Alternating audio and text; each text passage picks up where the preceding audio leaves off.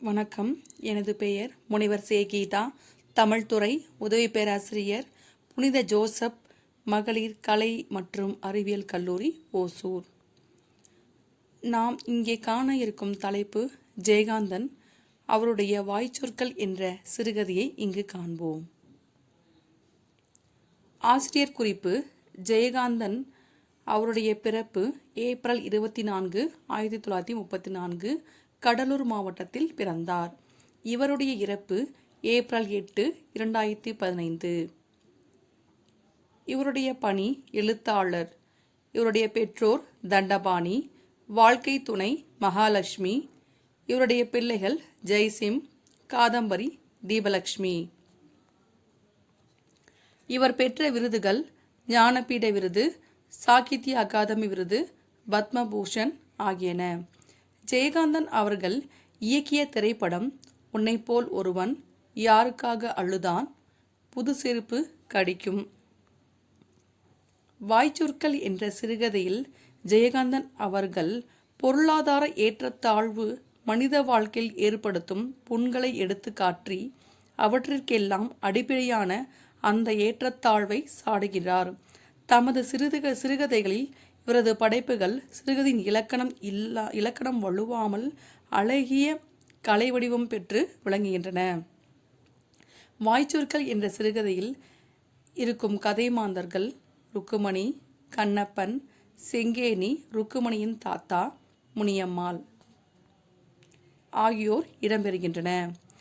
வாய்ச்சொற்கள் என்ற கதையின் கரு குறித்து இங்கு காண்போம். கண் அற்ற இருவரின் காதல் உணர்வுகளை தனது படைப்பில் மிக அழகாக காட்சிப்படுத்தி, காதலுக்கு கண்ணில்லை, ஆனால் வாய்ச்சொற்கள் வாய் பேசுவதாக ஆசிரியர் படைத்துள்ளார். வாய்ச்சொற்கள் என்ற சிறுகதையின் கதை சுருக்கத்தை இங்கே காண்போம். பெற்றோர் இல்லாத நிலையில் தாத்தாவின் கவனிப்பில் இருந்தவள் கண் பார்வையற்ற ருக்குமணி. ருக்குமணி ஆனவள் காதலுக்கு கண்ணில்லை என்பார்கள். இவ்வாய்ச்சொற்கள் எனும் சிறுகதைக்கு காதலிப்பவர் இருவருக்குமே கண் பார்வை இல்லை.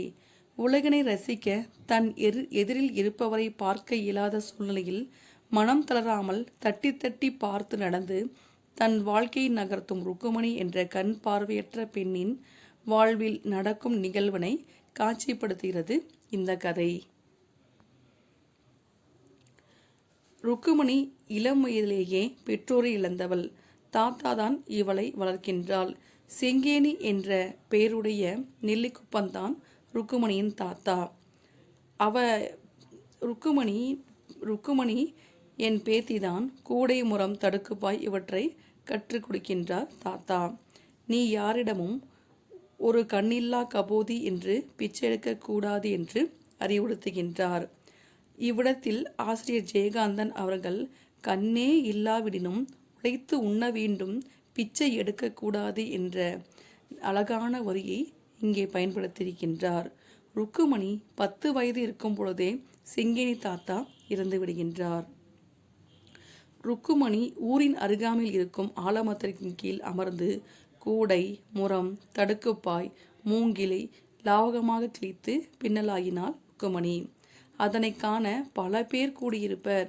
கூர்மையான கத்தியை இந்த கண்ணில்லாத ருக்குமணி எவ்வாறு கிழிக்கின்றாள் என்பதை வியப்பில் ஆழ்த்தும் ஆலமரமே தஞ்சமாய் தொழிலுக்குரிய இடமாய் அமைந்தது. அருகில் முறுக்கு, மசால் வடை விற்பனை செய்யும் முனியம்மாள் பேச்சு துணைக்கு தகுந்த ஆளாக இருந்தால் ருக்குமணிக்கு.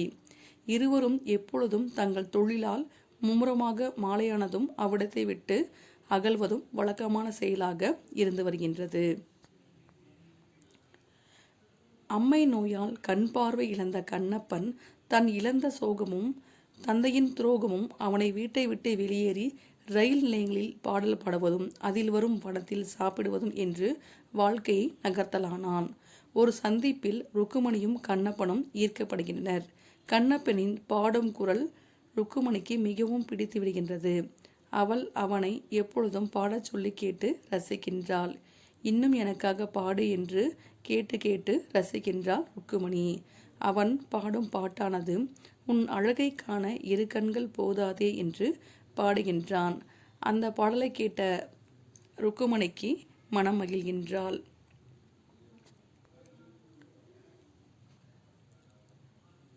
கண்ணில்லா நிலையில் உள்ளம் கலந்த காதலை மையமாக வைத்து கதை பின்னப்பட்டுள்ளது.